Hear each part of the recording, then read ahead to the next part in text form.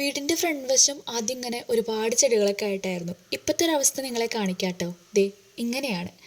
അപ്പോൾ ഇതൊന്ന് മാറ്റിയെടുത്ത് പഴയ പോലെ അല്ലെങ്കിലും കുറച്ചുകൂടെ ചെടികളൊക്കെ വെക്കാമെന്ന് വിചാരിച്ചു.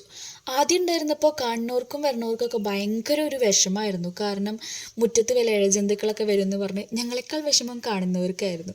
അങ്ങനെയാണ് അവിടുത്തെ കുറേ ചെടികളൊക്കെ എടുത്ത് മാറ്റിയത്.